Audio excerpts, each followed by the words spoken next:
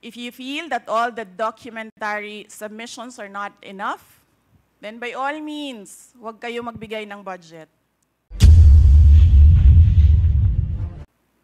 Sa totoo lang, hindi naman ang budget ang punteriya ninyo.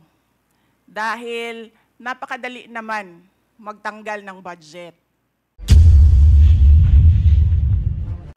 Sinabi ko na noon at ilang beses ko nang inulit na hindi ako ang problema ng bayan na ito.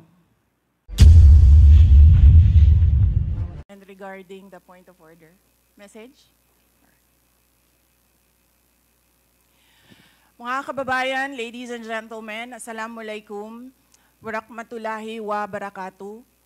Madayaw, mayong adlaw, kaninyong tanan. Magandang araw sa inyong lahat. The officials of the Office of the Vice President, as well as each and every one of our satellite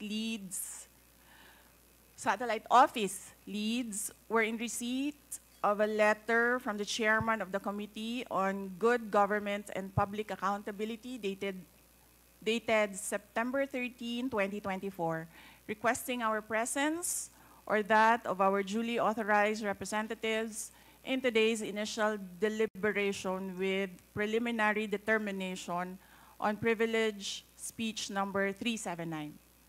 In view of the said letter, I am appearing before you today not only as the head of office, but more importantly as the duly authorized representative of all officials of the OVP.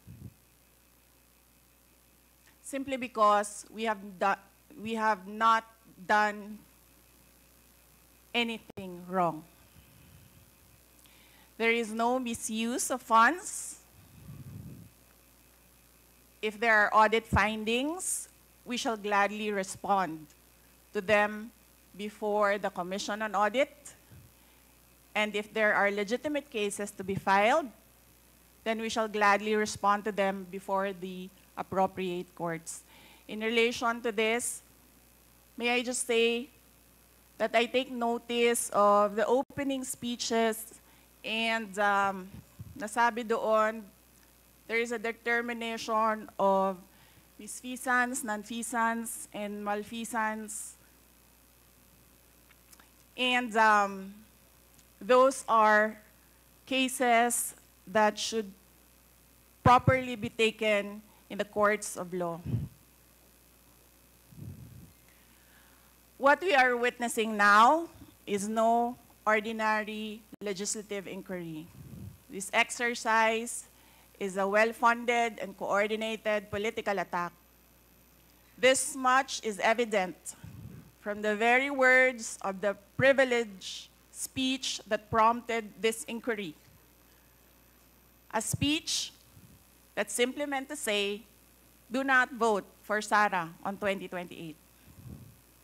It is clear to me that this inquiry is not about misused funds, accountability, or governance. Instead, it is solely aimed at discrediting my name and my office to prevent future political contests. I have publicly stated my reasons as to why I've chosen not to defend the OVP's budget proposal for 2025.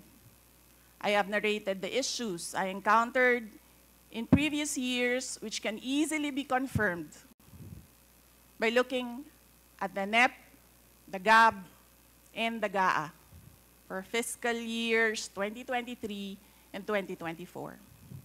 Further, I have even shared the drama that transpired last year regarding the confidential funds. Hence, just as we have done last year, we again leave the 2025 OVP budget to the pleasure of Congressman Martin Romualdez. I am not asking for any special treatment, nor am I asking you to uphold any tradition. There is no disrespect. All I am saying is that you have the complete freedom to do whatever you wish with the OVP budget. If you feel that all the documentary submissions are not enough, then by all means, huwag kayo magbigay ng budget. Sa totoo lang, hindi naman ang budget ang punteriya ninyo. Dahil napakadali naman magtanggal ng budget. What you are trying to do is make a case for impeachment. Hindi naman ako kakandidato sa nalalapit na eleksyon. Hindi ako namumulitika. Ang ginagawa ko lamang ay ang pagtupad sa aking oath of office at campaign platforms na trabaho, edukasyon, at mapayapang pamumuhay. Sinabi ko na noon, at ilang beses ko nang inulit na hindi ako ang problema ng bayan na ito.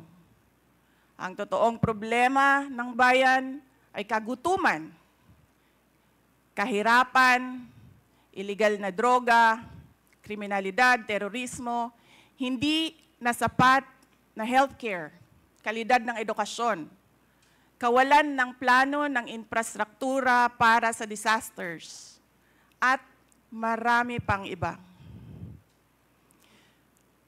So, you may try to destroy me, you can skin me alive, and throw my ashes to the wind.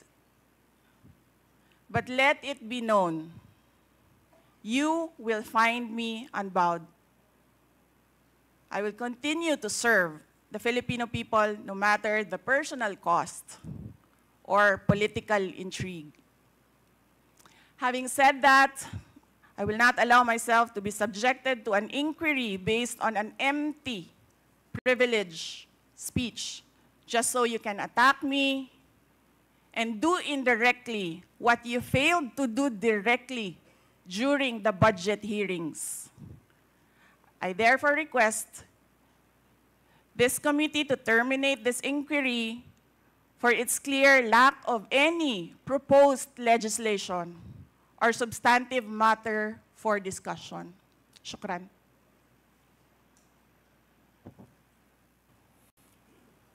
The committee cannot rule on that because the committee already took cognizance of this privileged speech. Anyway, we will now proceed.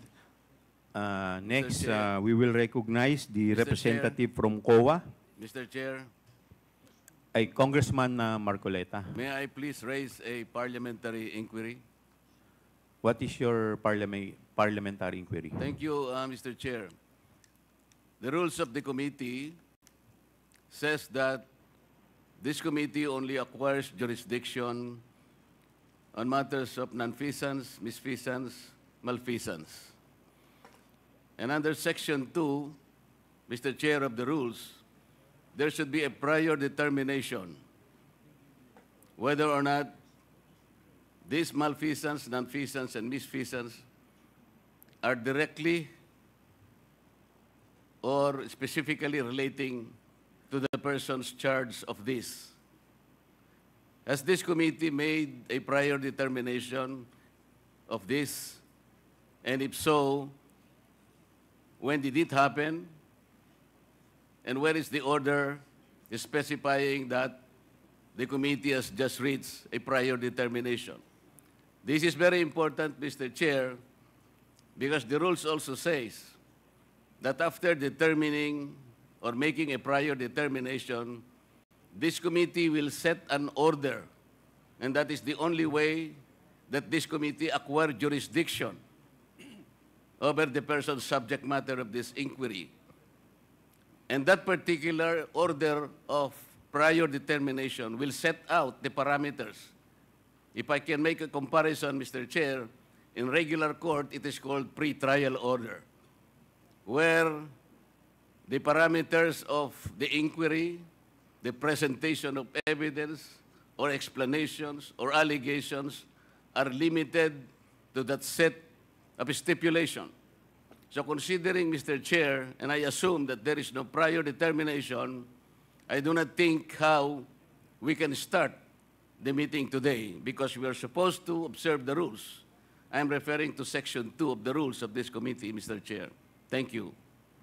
Thank you. To answer that, Congressman Marcoleta, we have already ruled on the preliminary determination a while ago. Medyo na late na po kayo. Now, with respect to your inquiry that if we can proceed with this, considering that this is an investigation of malfeasance, misfeasance, and nonfeasance, let me walk you through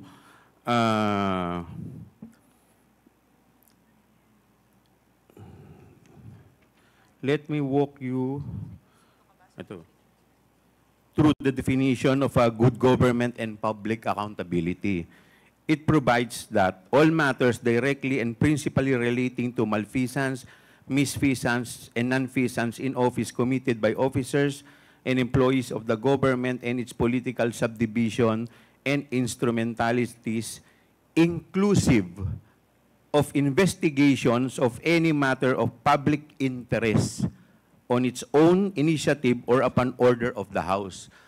For the information of everybody, the issue on confidential fund is a matter of public interest.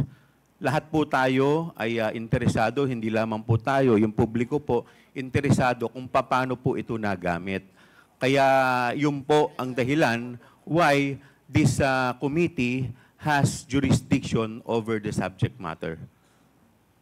But Mr. Yes, Chair, Congressman Marcoleta. Mr. Chair, under Section 5, there should be a record of preliminary determination. It says that the proceedings in the preliminary investigation or determination shall be recorded through stenographic notes. What you were mentioning are motu proprio cases. I am assuming that this committee started by way of a referral because of a privileged speech delivered on the floor by one of us. And so this is the main subject matter of this committee meeting, and to which we should first determine preliminarily whether or not this committee acquires jurisdiction. And I demand a record of preliminary determination under Section 5 because it says, upon termination thereof, Mr. Chair, the chairperson shall issue an order which shall recite in details the matters taken up. So what are the matters taken up, Mr. Chair? I think we should be able to comply with these elementary rules as specified in the governing rules. Well, considering that we have yet to proceed to the interpellation, we are still in the period of recognizing the resource person as well as the witness.